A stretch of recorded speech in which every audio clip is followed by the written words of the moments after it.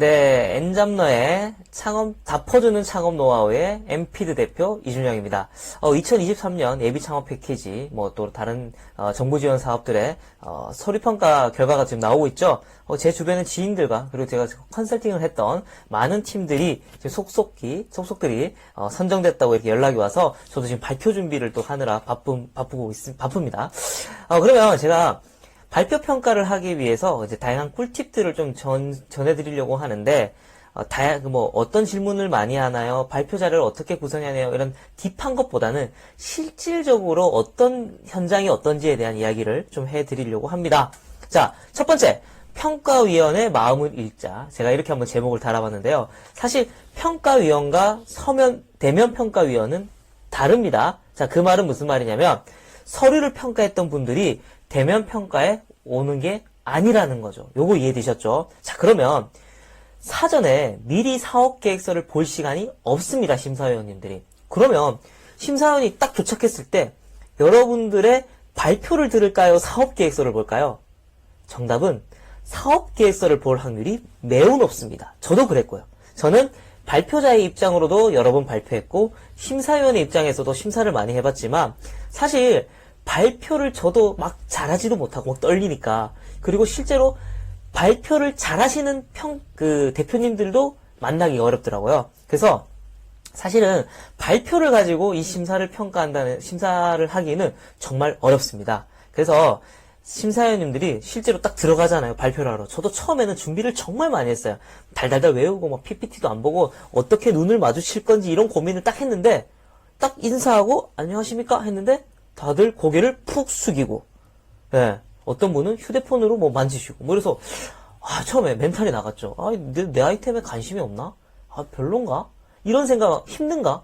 지치셨나? 이런 생각을 많이 하는데, 알고 보니까, 제가 또 나중에 심사위원 입장이 되어 보니까, 이 예비 창업자들이 발표에 대한 스킬이 아직 부족하기 때문에, 발표를 듣기보다는 빨리 사업계획서를 보고 어떤 질문을 할지에 대한 고민, 그런 것들을 체크한다는 거 보시면 될 것 같아요. 그래서 첫 번째, 사전에 미리 사업계획서를 볼 시간이 없어서 빨리 사업계획서를 보는 시간이다. 어쩌면 발표 시간이 여러분들을 위한 시간이 아니라 어떻게 보면 심사위원님들이 어떤 질문을 할지 고민하는 시간일 수도 있습니다. 그래서 대면 평가에서도요, 역시 핵심 점수를 주는 근거는 사업계획서가 될 수밖에 없어요. 그걸 바탕으로 질문들이 이어지겠죠. 그래서 발표하는 중에 사실은 사업계획서를 이런 식으로 약간 보는 척?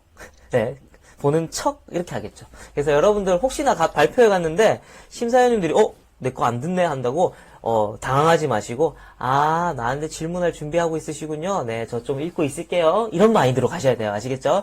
그래서 발표 자료를 보면서 읽으셔도 돼요. 그대로 읽으셔도 돼요. 눈 마주치고 이런 거 못 하시면요, 그냥 발표 자료 준비한 거 그냥 하나하나 읽으시면서 심사위원님들의 기다리면서 Q&A를 준비하시는 게 중요하다라는 겁니다. 이해되셨죠? 이것만 여러분 알고 가셔도 마음이 편해지지 않나요?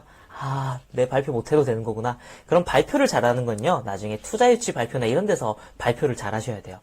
자, 두 번째, 그럼 발표 자료를 어떻게 구성해야 되냐 질문을 많이 하시는데요. 사실은 여러분 사업계획서와 똑같은 내용으로 작성을 하셔야 돼요. 왜? 심사위원님들은 사업계획서를 보고 있으니까. 그래서 새로운 내용, 목차 이런 거 추가하지 마세요. 내가 너무 발표 준비 기간 동안 또 내가 막 새로운 거 막 추가하고 싶어요. 그러면 오히려 감점이 되는 경우가 있기 때문에 일단은 사업계획서에 있는 내용을 그대로 작성하고 그냥 컨트롤 C에서 PPT에 컨트롤 V 한다는 느낌으로 가세요. 그리고 요약해주는 거. 화려한 PPT보다는요, 깔끔한 게 좋습니다. 아시겠죠? 제일 심플한 거는요, 사실 흰색 바탕에 검정색 글씨, 그리고 폰트를 차라리 이런 무료 폰트, 지마켓, 땡땡채, 아니면은 배달의 민족, 땡땡채, 이런 무료 폰트 있죠? 좀 예쁜 거. 이런 거 사용하시는 걸 추천드립니다. 그리고 앞에 줄 한 번만 맞추셔도 깔끔하게 여러분 자료 만드실 수 있습니다. 그리고, 좀 자신 없다. 난 조금 더, 깔끔하게 하고 싶다면은 미리 캔버스를 활용하시는 것을 추천드립니다. 양은요, 여러분들 15장 내외입니다. 지금 발표 시간이 15분 정도라고 하는데, 한 장에 1분 정도라고 생각하시고 15장 내외로 하셔서 발표 시간을 조율하시면 됩니다. 그래서 아까 그러면 아, 대표님 하다 보니까 막 생각나는 것들은 어떻게 해야 되나요? 자료를 못 넣나요? 그게 아니라 Q&A 장표를 필수는 아니지만 이런 걸 만들어 가시는 걸 추천드려요. 저도 이렇게 많이 했었는데요. 발표가 딱 끝나자마자 이제 뭐 하겠어요? 질문 공세가 이어지겠죠. 그때 미리 내가 주변 사람들에게 예상되는 질문 받았던 거를 공통된 질문들이 많이 들어왔을 거잖아요. 그런 질문들에 대한 답변들을 장표로 쫙 꾸며 놓는 겁니다.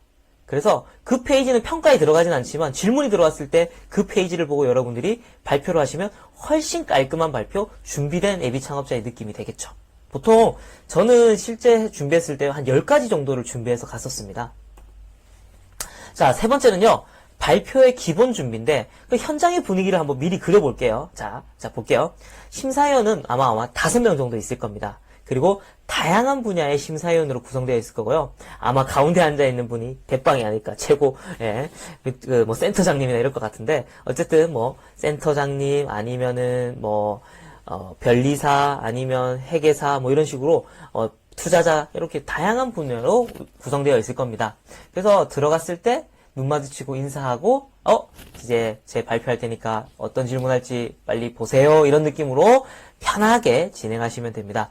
발표는 지금 공식적으로 15분에서 20분 정도 하라고 되어 있지만, 여러분들 주어진 시간이 총 30분에서 20분 동안 발표를 하는 거는 마이너스입니다. 차라리 15분 정도, 15분 미만도 괜찮습니다. 차라리 빨리 발표를 하고 질의응답 시간을 길게 가지면서 내가 가진 역량을 많이 보여지는 시간으로 할애하십시오. 아시겠죠? 발표 15분에 20분이야. 오케이, 내가 20분 동안 발표 준비 열심히 해가지고 잘해야지. 이게 아니라, 15분 정도? 난 최소 시간으로 해서, 나머지 15분을 내 시간으로 만들어서 발표 질의응답 시간을, 잘 이끌어 봐야겠다. 내가 주도해야지. 이런 자신감으로 가야 됩니다. 그리고 실제로 발표에서 그런 자신감이 드러나야 돼요. 아시겠죠? 자, 질의응답 시는 어떻게 하냐면요. 우리 이런 말 있죠?